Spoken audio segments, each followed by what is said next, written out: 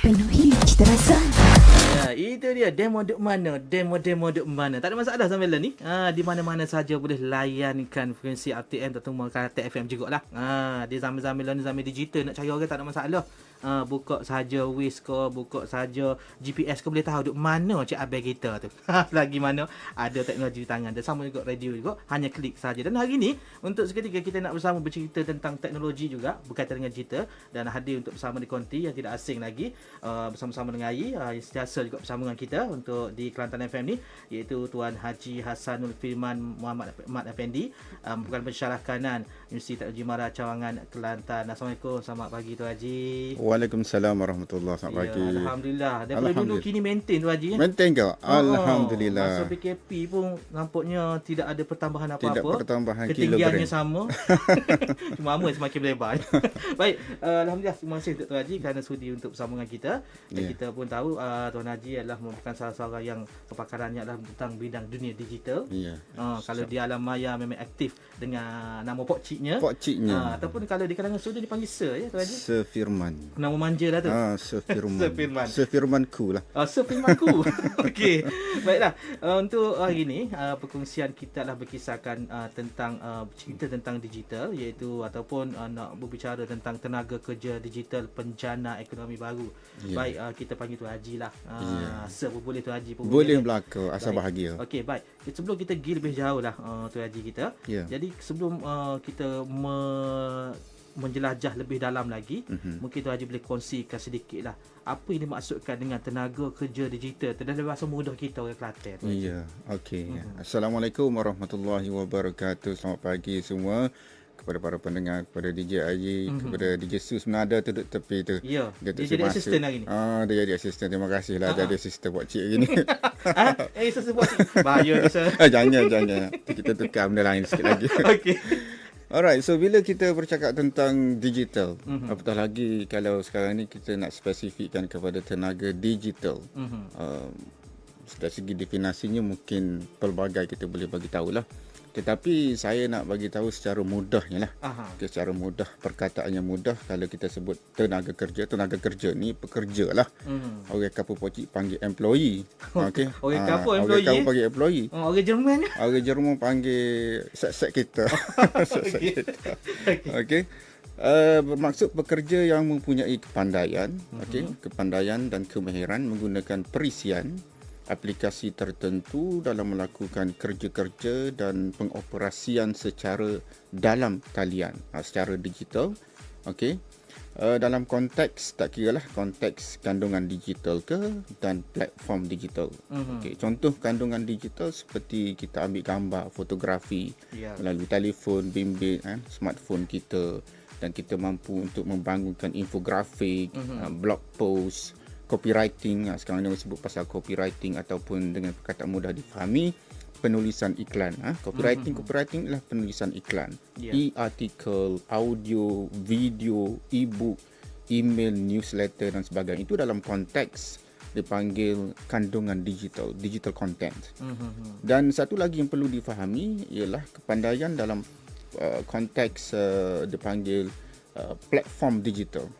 Kita dah ada konten, tetapi kita nak letak konten tu di platform digital yang mana. Tapak dia mana? Ya, sebab kita kena faham, different ataupun berlainan digital content, kandungan digital mesti diletak dengan platform yang sesuai. Kita tak boleh nak bubus semua dalam platform yang sama.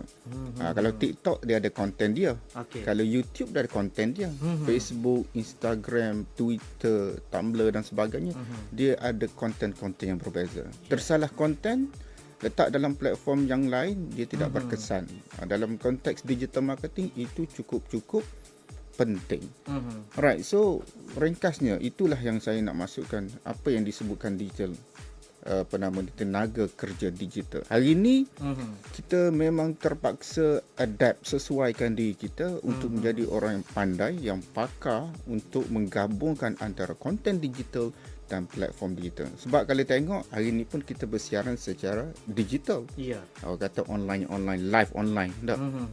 telefon bimbit duk tangan seumur. Betul. Maknanya kita sentiasa berada dalam dua bentuk, iaitu digital content Ya. yang kita nak masukkan dan of course, perkakasan ataupun kita punya device itu, platform yang kita guna itu di mana. Platform kita. Hari ini di Facebook kita sedang bersiaran lah. Ya. Konten kita ini yang kita bercakap dan platform kita ialah Facebook Live. Itulah secara kasar yang saya boleh bagi tahu, definisi yang mudah. Ya, dalam bahasa kita, untuk kita menjelaskan lagi dengan cara yang cukup simple, untuk penggunaan bahasa teknologi ni kadang-kadang istilah terma dia canggih-canggih Ya. ataupun tu haji kita. Jadi apabila memudahkan dia, maka mudahlah faham untuk generasi-generasi yang mungkin sedikit lama. Tapi kita tak nak kata juga orang lama ni kadang-kadang lebih up to date daripada kita yang muda. Betul. Bila dia pandai, dia kadang-kadang pula cucu. Ya. Okey. Pengalaman saya sendiri pun, Ya, Pakcik sendiri ni pun Ya. Okey. generasi bukan generasi baru, tetapi kita kena update semua lah Ya. dengan teknologi baru. Kita tak boleh kata saya dah umur dah meningkat, baby boomers dah jadi generasi baby boomers, tetapi dunia sekarang ini kita terpaksa, dan ia bukan satu pilihan, ia adalah satu kemestian. Kalau dulu digital ni kita sebut tak apalah, Satu tak ada benda mewah. digital, satu benda mewah. Dan ni dia bukan satu kehendak, ia satu keperluan. Needs, bukan lagi wants, needs. Dalam bahasa kapuk cik tu panggil needs. Ya. Hilir orang kapur tu haji. Okey, baik, kita akan sambung lagi lepas ini sebab kita nak menuju ke arah nak jana PT sebenarnya. Ya, Maksudnya alright. ini adalah salah satu laluan impak ekonomi juga yang diwujudkan oleh kerajaan melalui pendigitalan. Ya. Ataupun, dan kita bersama dengan Tuan Haji Hassanul Firman bin Mat Afandi, iaitu membicarakan ataupun merupakan pensyarah kanan di Universiti Teknologi Mara Cawangan Kelantan. Ini tajuk kita berceritanya tenaga kerja digital bahagian nak jana ekonomi baru kita. Ya. Dan juga kita tak elari Tuan Haji. Kalau sebelum ini ada yang memang dah suka follow teknologi, Ya. ada yang duduk di tengah-tengah nak pergi kau tak pergi. Ada juga yang ambil langkah sedikitnya, mungkin tak ada cara lah, mungkin ada sebagainya. Tapi apabila melangkah ataupun marinya dugaan Tuhan tentang COVID-19, tiba-tiba kita tengok kerancakan dunia digital secara perniagaan dalam digital, alam maya penjanaan ekonominya, sehingga kan untuk langkah untuk jana balik ekonomi ni, kerajaan telah mewujudkan inisiatif penjana yang telah diumumkan oleh Yang Amat Berhormat Perdana Menteri kita baru-baru ni. Jadi khusus untuk konteks ini, mungkin Tuan Haji boleh cerita sedikitlah tentang panggil satu momentum yang diberikan melalui penjana ini, sejauh mana dia akan pergi untuk mengembangkan lagi sektor ekonomi digital di negara kita ni. Okey, satu soalan yang bagus tu, berkualiti soalan tu. Aha. Alright, so saya nak recap apa yang telah pun disuarakan oleh Perdana Menteri kita. Seperti mana yang kita maklum lah, penjana ataupun pelanjana semula ekonomi negara mempunyai 3 teras utama. Kalau kita ingat 3 teras utama, yang pertamanya ialah memperkasakan rakyat, empower people. Yang keduanya melonjakkan perniagaan, propel businesses, dan yang ketiganya merangsang ekonomi, stimulate the economy. Jadi tiga serangkai ini saling berkaitan. Memang pentinglah dalam memastikan kelangsungan dan kelestarian ekonomi isi rumah dan negara.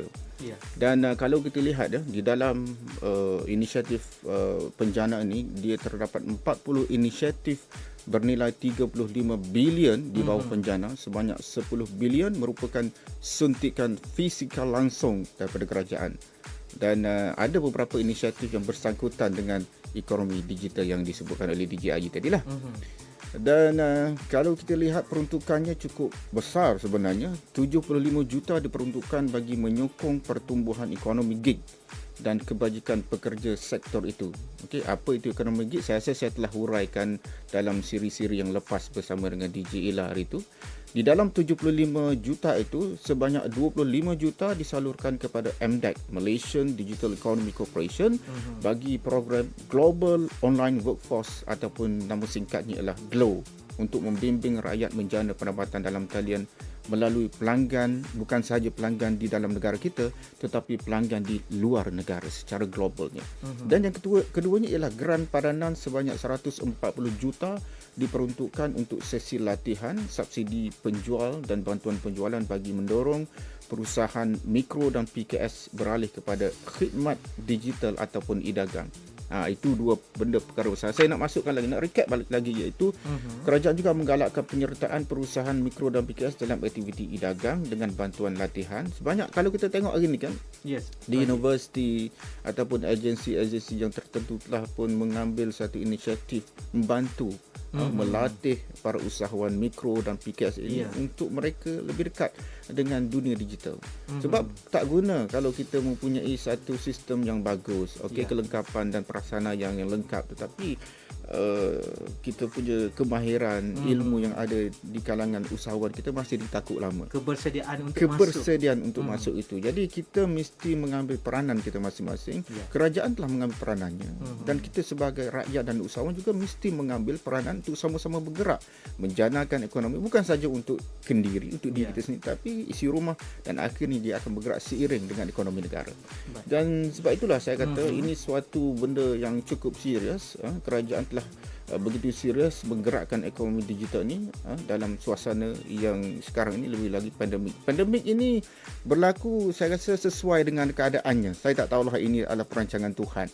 Dengan adanya pandemik ini, kita dia dipanggil, ia merupakan pemangkin kepada gerakan ke arah digital. Jadi, walaupun sebenarnya sebelum pandemik pun kita telah pun bergerak dalam digital ni, dah well versed sikit, tapi dengan adanya ia telah mendesak. Terpaksa kita menggunakan, kalau tak kita akan ketinggalan. Tak kiralah jual gapo sekali pagi ni, kita mesti menggunakan, dan terbukti. Alhamdulillah, dengan prasarana, dengan ilmu, dengan bantuan daripada pihak-pihak tentu, saya rasa kita telah pun berdiri sama tinggi, duduk sama rendah dengan peniaga-peniaga di luar sana. Jadi dengan usaha dan bantuan daripada pihak kerajaan ini, sudah tentulah ia akan mampu menggerakkan ekonomi negara secara domestik tanpa mendapat bantuan atau suntikan dari negara luar. Itu yang lebih penting. Itu yang lebih penting. Matlamatnya, ekonomi perlu diaktifkan dengan cara dan acuan kita tersendiri. Okey? So insya-Allah lah, dengan kemahiran, dengan bantuan daripada coach trainer yang ada di sekitar Malaysia ni, merupakan anak rakyat tempatan kita. Insya-Allah kita boleh membangun, menyokong, mendukung apa yang telah pun dihasrat oleh kerajaan. Dan juga salah satu agensi pelaksanaan utamanya MDEC lah. MDEC antara orang ataupun agensi yang begitu aktif lah untuk meningkatkan lagi, bukan saja awareness, tapi membekalkan ilmu dan kemahiran. Begitu juga dengan universiti-universiti lain lah. Termasuk juga kalau di Kelantan kita ada UiTM, yang mempunyai kepakaran, dan termasuk juga dengan UMK yang merupakan universiti keusahawanan. Dia panggil gabung jaling tu menghasilkan sesuatu yang lebih wow, lebih boom. Ya, betul. Kita mungkin peranan kita, fungsi kita berbeza, tetapi kita berkongsi matlamat yang sama. Niat tersama. Cuma jalan yang mungkin berbeza, dan juga peranan yang berbeza, cuma pengakhiran yang dituju tu adalah untuk merancangkan ekonomi, khususnya bagi masyarakat kita yang terkesan lah dengan COVID-19. Dan mungkin kita pun masa yang kita ada sebenarnya memang tidak banyak untuk Tuan Haji bercerita, sebab kalau nak cerita tentang ekonomi digital dan juga gig ekonomi ni, satu dunia baru yang memberi peluang baru apabila mereka hilang pekerjaan. Mungkin sedikitlah di penghujung sebagai kesimpulan yang mungkin Tuan Haji Firman boleh menyatakan untuk pendengar-pendengar kita dalam soal ekonomi digital. Sebagai kesimpulannya lah, senang bagi saya senang je. Setiap pihak perlu menyedari peranan dan fungsi masing-masing. Kita rakyat Malaysia ni, kita ada fungsi. Walaupun kata saya ni rakyat biasa, apa fungsi saya, apa semua, tak, semuanya berfungsi dan semuanya memberi sumbangan kepada negara. Pihak kerajaan telah pun memainkan peranannya untuk memperuntukkan sejumlah wang yang besar untuk membantu para usahawan supaya menjadi lebih celik digital dalam menjana ekonomi kendiri dan isi rumah. Tinggal lagi pihak usahawan perlu meningkatkan ilmu dan kemahiran digital supaya kaedah dan norma baru perniagaan ini dapat dimanfaatkan sepenuhnya. Tidak gunalah seperti mana saya katakan ni, tidak gunalah kalau kita telah memperuntukkan sebegitu besar duit, wang negara kita, tapi kalau rakyat masih lagi ditakut yang lama, kita tidak usaha untuk meningkatkan ataupun orang kampung saya panggil upskilling ataupun reskilling kemahiran yang sedia ada, maka kita tak ke mana. So insya-Allah kalau kita mampu menjadi rakyat yang memain peranan yang betul-betul untuk majukan diri. Sekarang ini kita tidak boleh duduk diam kita mesti berbuat sesuatu membantu diri sendiri. Sebenarnya membantu diri sendiri ni ataupun bantu negara ni, kita membantu diri sendiri kita juga. Okey. So saya rasa semua orang mempunyai satu fungsi yang berbeza, sumbangan yang berbeza, tetapi hasrat di perakhiran seperti DJ Haji kata tadi, matlamat kita yang sama. Kita berkongsi matlamat yang sama untuk membangunkan negara yang tercipta ini, apatah lagi dalam kita sedang menghadapi satu cabaran dugaan yang agak-agak kritikal. Ini sebenarnya adalah satu lumrah lah. Satu cabaran ini untuk meningkatkan mungkin ketakwaan kepada Allah, dan mungkin kita nak satu tarbiyah juga kepada kita. Jadi insya-Allah kita kuatkan diri kita, kita bangunkan bersama-sama, insya-Allah kita akan raikan Hari Malaysia yang seterusnya dengan jaya, insya-Allah. InsyaAllah. Itu dia kata-kata akhir dia lain apabila lecturer Semangat berbicara sikit. ni. Semangat sikit. Okey, baik. Terima kasih untuk Tuan Haji Hassanul Firman bin Mat Apandi, merupakan pensyarah kanan Universiti Tengah Jimara Cawangan Kelantan ataupun juga ITM kita, berbicara tentang tenaga kerja digital penjana ekonomi baharu. Jadi bahasa mudahnya, dalam bahasa simpelnya, dalam bahasa yang paling senang untuk difahami adalah jalan sudah ditebah. Betul. Tebah keh pergi sodok dah. Betul. Ta pula KJL ta dah. Jadi tujuan kita, matlamat kita lah untuk kita belajar memandu di jalan yang sudah indah itu, untuk kita ambil peluang menuju ke matlamat di penghujungnya sebuah matlamat kejayaan. Dan semoga sama-sama kita bergerak seiringan untuk kita mendukung apa yang telah pun diusahakan ini. Baik, terima kasih sekali lagi untuk Tuan Haji Firman kita ataupun Sir Firman kita untuk perkongsian. Mungkin untuk ke depan hari kita boleh bercerita tentang lebih mendalam lagi soal ekonomi digital dan juga gig ekonomi, satu cabang baru ekonomi, budaya kerja baru yang terwujud hasil daripada ekonomi digital ini. Baik, terima kasih Tuan Haji.